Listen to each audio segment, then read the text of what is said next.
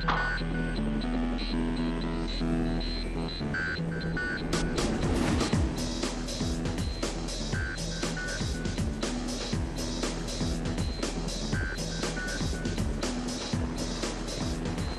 you doing? I'm Zane Lamprey. In this episode, I go 3 sheets to New Zealand. I drink moonshine, and I play with fire. Fire, fire, fire! Yeah! Other than that, there's nothing really special. Just a regular show.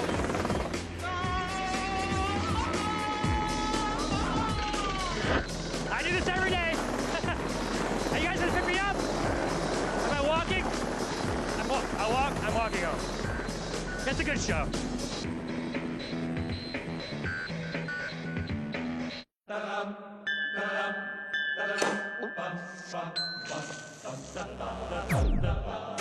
Every night, in every city around the world, it happens. People pour into local watering holes to, well, drink. It's my mission, that's me, to traverse the globe, getting to know these different people and their drinking customs. Bellying up to the bar, and with any luck, making some new friends.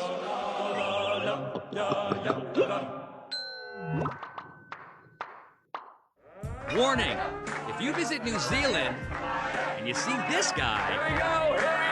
Hide your lighter. You'll see more of that later. But first, New Zealand, an extremely isolated island nation in the southwestern Pacific Ocean.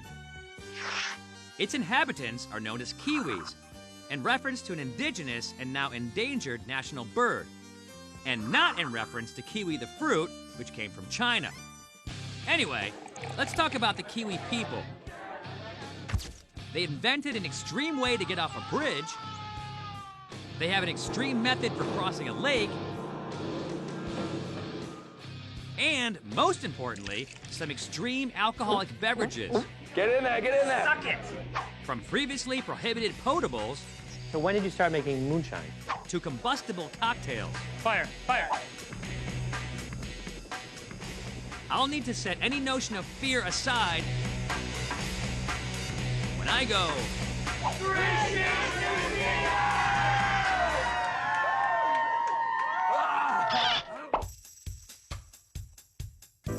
For this adventure, I've decided to concentrate on the larger of New Zealand's 2 main islands, aptly named South Island. It's a beautiful, unspoiled, rugged landscape full of sheep Move it, fatty! and Scottish immigrants who brought with them an appreciation for Scotch whiskey. This is not your main operation, but this is sort of how they did it back in the day? That's right. This is Malcolm. He's a co-owner of Southern Distilleries, a boutique booze manufacturer in the small town of Timaru. But we're not in Timaru. He's invited me to a sheep shearing shed in the heart of the Hakanui Hills. And with some help from his friend Jim, a whiskey history buff, Malcolm has set up a recreation of the type of still that started it all. Is this really making the product? It's working now. Okay. See it coming out down there? Jim says, back in the day, Scottish settlers, disappointed with the low quality of Scotch whiskey imported through Australia, began distilling their own spirits with stills like this one. And then suck your finger. Don't waste it. Oh, wow. Yeah, that's enough. Oh, sorry. At various times throughout history, home distillation has been both legal and illegal. But a ban on home distillation wasn't the only obstacle local liquor lovers faced. 1902, all the lowland Presbyterian Scots pushed for prohibition. Teetotalers. Teetotalers. Yeah. Wowsers, as Yeah. we call them. Yeah. Eric's a wowzer. They pushed for prohibition, and they got it. For the following 51 years, alcohol production and consumption was illegal in these hills. But it still continued. And by the light of the moon, the local whiskey-loving Scots crafted a high-proof product they casually referred to as moonshine. It's not just pure alcohol moonshiny. It actually has a nice sort of a flavor. Can you hold on? I'm sorry, 1 second. Excuse me, bird. We're doing a television show here. Doesn't care. Maybe it's just crying out for a beakful of Malcolm's moonshine. which he markets as Old Hakanui. And then ergo bibamus. What's that mean? It's Latin for therefore let us drink. Oh, so shut up and drink? Smooth and delicious. Usually when I go like this, that means A. I thought you were going to kiss me. It'll cost you. Let's just move on to Malcolm's Whiskey Cream. The object was to get the flavour of the whiskey through on top. That's the hardest part, making a good cream. That is a delightful drink, my friend. It is. This is not what I expected. I expected some sort of hillbilly with a still, with overalls and no shirt. I can do that. Cook it up. It's not a pretty sight. I know, it'd make good television. In addition to the hooch, Malcolm can sell you the hardware to make it. They can buy these stills from Malcolm, and That can legally be That can done here in legally New made. Zealand. Okay. you can't sell it. Any alcohol distilled on your property must be consumed on your property. And even though Malcolm's business license grants him the leeway to do as he pleases with his product, he's invited a bunch of friends over to dispatch with the batch of shine he cooked up today. How old are you? 25. 25 years old, and you're, what are you, a master distiller? Still master. Still, is it the same thing? Same thing. This is James. He runs the show at Malcolm's Distillery. You're a still master, and you're 25. Yep. Some of these people at home watching right now, you're 25. And you do nothing but sit around on your mom's couch all day. You need to get out of your house. But when you drink whiskey at work, you tend to favor something a little less potent in your time off. This is called Space. spigots. Space. Spigots. If you're a real Spigots. southern man, that's Spice. what you drink. Spigots. Spigots. Spigots. Space. Spates. Who drinks this? Any hard. Any hard person. Oh, Farmers. Like a badass. Yep, badass. Farmers. Hunters. Machinists. Hunters. Contractors. Television hosts. No. Oh, yeah, no, television host. Look, That'll do. look, I'm drinking it right now. You know that I'm hard because I'm drinking it. Here's the game. Here's the game. Turns out these hard people prefer easy drinking games. Any bill will do with a serial number. Okay. On this particular note, we have 2 letters followed by 8 numbers. The game we're about to play is called the Hakanui Swindle. It's a pretty loose game, so feel free to adjust the rules to your liking. The basic game starts with a judge who asks for the first number or letter in the serial number on the bill. I would like a letter first. Z. Now, as the referee, I start my count. So A, B, and it's C. It's C, so that's you. Right, refer to the numbers. That's C, so it's him. Jeez, don't be so enthusiastic. The person who just drank becomes the caller. Me. It is B, so what happens?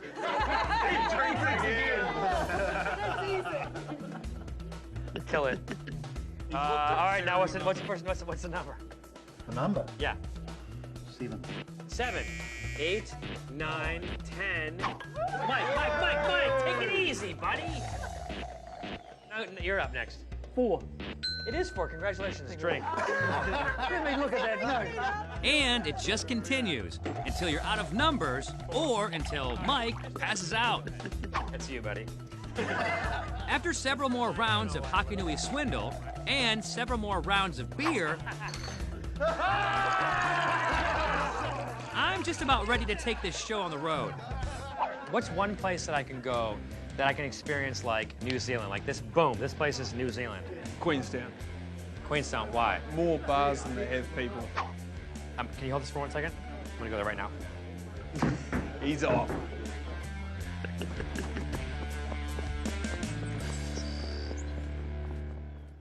Coming up, could this be the land of bottomless booze? This is a never-ending teapot.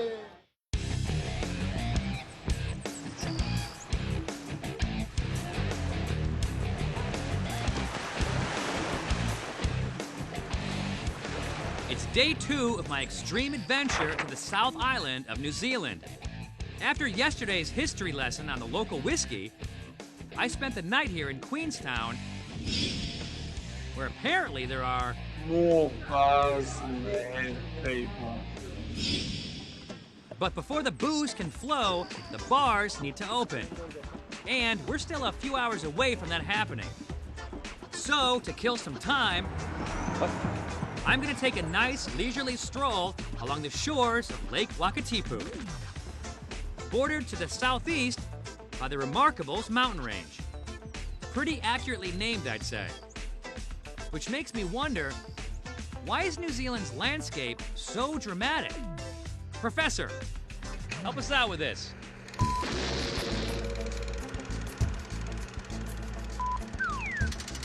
Why, thank you, Zane. New Zealand is the largest exposed portion of a submerged microcontinent called Zealandia. The dramatic topographical features of this portion of Zealandia are created by the collision of the Indo-Australian and Pacific tectonic plates. This collision also generates massive volcanic activity. In fact, New Zealand's 3 active volcanoes form the southern tip of the Pacific Ring of Fire, a vast chain of volcanoes circumscribing the Pacific Basin. You got it, Zane? Ring of Fire, Zealandia. Yeah, thanks, Professor. Okay, enough geology. Moving on. You know the rule, right? You know the rule in the show? When you see a puppy, you have to drink. I didn't make the rule. Yeah, I did. Come on, let's go drink. First up on my Queenstown must-drink list is Eichhardt's Private Hotel, where Dan the bartender pays tribute to extreme mountaineering with a very inventive cocktail.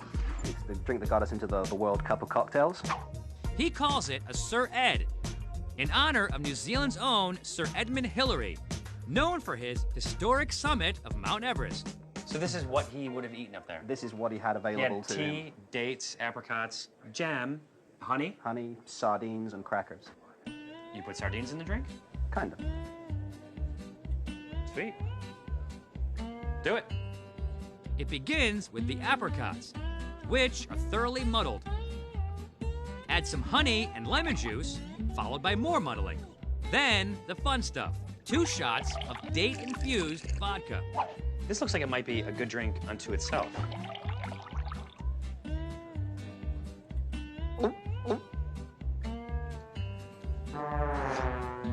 Sorry. I wasn't expecting. It was sweet and nice and datey, and then all of a sudden I had a kick to it. That'll be the vodka. Add a splash of Nepalese masala tea, and give it all a good shake. Is that your shake face? Shake and then you probably thought you were going like this. But what you're really doing is like going like this. Okay, I'm shaking with my back to customers. And it was good. I'm just saying, everyone has a shake face. I know. I guess a little demonstration is in order. Yeah, the eyebrow really makes it. Yeah, thank you. Okay, back to the Sir Ed, which is now strained into a mountaineer's cup and topped off with a splash of rum. And then for a mountaineer, you gotta have a flag. Is that, you put that in every drink? Every drink. We're the only bar that actually gives you money with a cocktail. One of these cocktails will set you back 16 New Zealand dollars, but you get 5 back. I'm much better at drinking than math, but that sounds like a pretty good investment to me. Wow, that's good, Sir Edmund Hillary.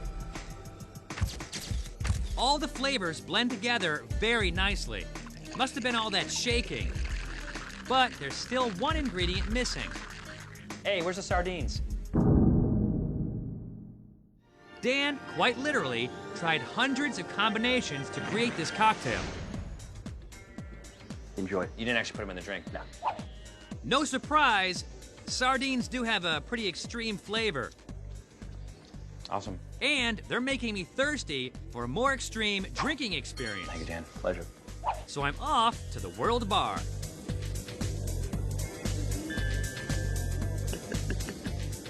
It's a popular place for the extreme sports fanatics in this area, including these guys.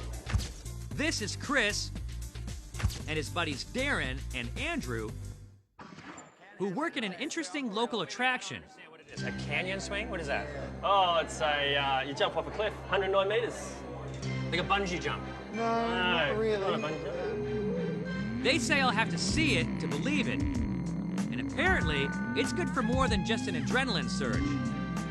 This could be the best hanging cure you have ever had. Well, that's a pretty bold statement, considering some of the hangover cures I've been a party to.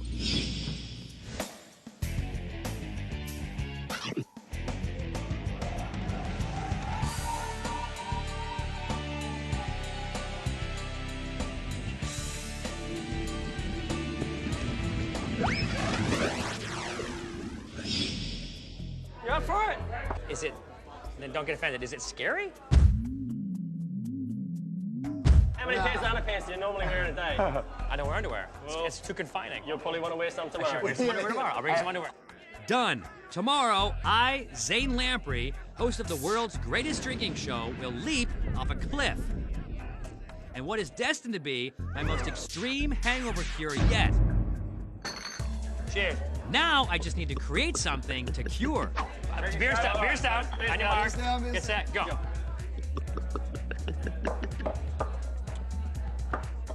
We are working our way through the World Bar's tap roster. Monteith's original ale was richly hopped, yet surprisingly chuggable. Next up is their black beer, which has a nice chocolatey coffee kind of flavor. So full right now. Still, there's always room for more beer. All right. Okay, this is called what? It's shake loopy juice. Loopy juice? Loopy! Does it make you loopy or is it crazy? It's actually a higher percentage than any of the other beer. What's the alcohol percentage? 5%. 5%. Oh, that's not that high. It's not that high, but for a Kiwi beer, that's quite high. It seems to work as advertised, at least on Chris. What just happened? Kettle broad. Wait, so what you What's this drink called again? This is called Loopy juice. That's it. Are you going crazy? It's making him loopy. It also has an interesting effect on Darren's friend Bixie. You get tired? Sometimes I get cramp. What is that good for? But she's not a big fan of beer, so we switched to something the World Bar's famous for: teapots full of booze. This one is their Tropicana, a blend of vodka, rum, strawberry liqueur, banana liqueur, coconut liqueur, cranberry juice, and pineapple juice. Cheers. Cheers. That's pretty good. How was it, man? And this teapot is still full. I want some more. Wow. The Tropicana goes down easy. It's a never-ending teapot. Again, Enjoy. and again. Oh, that's It's like Mary Poppins, the teapot. Wait, but you're looking, it's completely empty. Yeah, if you pour it. Hold on. How is that possible? Sadly, every teapot really does have a bottom. And every night has an end. All right, so I'm gonna see you guys tomorrow at the swing. But Chris isn't ready to call it quits. So the monkey was on the guy. He wants me to end my night at the hottest place in town. You guys, if you guys want to hear about a story about a monkey, this guy, he's got monkey stories. Coming up, fire in the hole. 2, 3, go! Yeah! I'm in Queenstown, New Zealand with my new drinking buddy, Chris, who's leading me to his favorite watering hole, Sky Bar. Hey, we're going up here. Right. Let's go. Chris might be a little biased, though, because he also happens to work here. Okay, so when you shake the drink, guys, you gotta shake your ass as well. Here we go. It almost looks like it hurts, doesn't it? Chris does have quite a reputation for shaking things up. Okay, girls, give them up. There we go. Yeah. Don't use that in the show. Here we go. I've got these for you, mate. He treats Sky Bar like his own personal stage. Okay, so we're lit. And he certainly has a flair for the theatrical. Fire, fire, fire, fire, fire. But I'm not a theater geek. Suck it. Get in there, get in there. Suck it. I'm a drinking nerd. If you want a gentleman's drink, something that a lot of guys order, I can make one for you now. Something is badass. Yeah. Here we go, then we'll go badass. Yeah. We're gonna go down. Here we are. It starts now. So it starts with quite a few shots of Kiwi-flavored vodka. You ever been a bartender? I host a show about drinking. Oh, yeah? Yeah, nice. Have you heard of it? Yeah. It's called Four Sheets. 4 Sheets? I know 4 Sheets. I've seen that, it's good. Zane Lamprey. Yeah? He's fantastic. Next, we float some high-proof rum on top. Then, balance the mixture over 14 glasses of Monteith's lemon and lime infused beer. No worries. Flaming Kiwi, guys. Flaming Kiwis. Here we go. Now, I've participated in my fair share of alcohol bombs.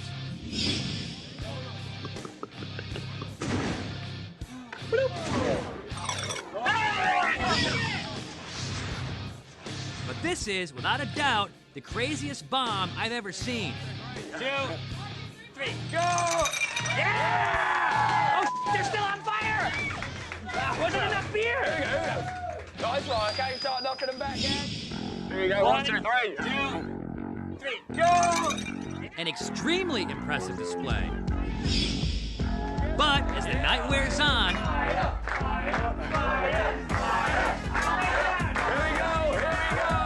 the definition of extreme right down there, here we go. Takes on a whole new meaning. Yeah!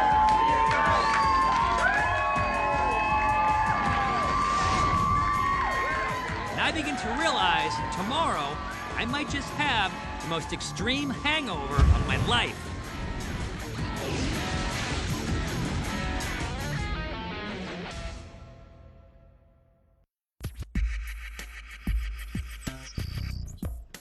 It's the next morning, and the throbbing in my head is slowly being replaced by the thumping in my heart. Don't have any medical conditions. Yeah, I'm stupid and crazy. I drink a lot. I'm fine. I'm not sure why I agreed to meet Darren and Andrew at their canyon swing. Come on down. Have a look over. Yeah. I could have just had a nice breakfast back at my hotel and called it a show. So when you do go, you're just going to fall straight back like that. You are a f***er, man. And then going to do a little push with your legs. Okay. But no. I chose to plummet over 300 feet into a canyon. Oh, lovely. Oh, wow. Oh, my goodness. Oh, that was really, really nice. I don't have a hangover anymore. Did I say, oh, lovely? Oh, that was awesome. What a trip. I had some legal moonshine, downed a lot of beer, Oh, you want more, please? and helped barbecue a bar. Here we go, here we go, here we go. Yeah. New Zealand, a great place for swingers. Ba-da-dum, ba-da-dum, ba-da-dum, bum, bum, bum. Just tell me that you're ready, and so I know. You ready? I'm totally ready. Okay, can you let go of my hand? Hand up behind you. Wait, what about the beer? What about the beer? Oh my god! This is like ultimate power. It reminds me of a funny story. The story is...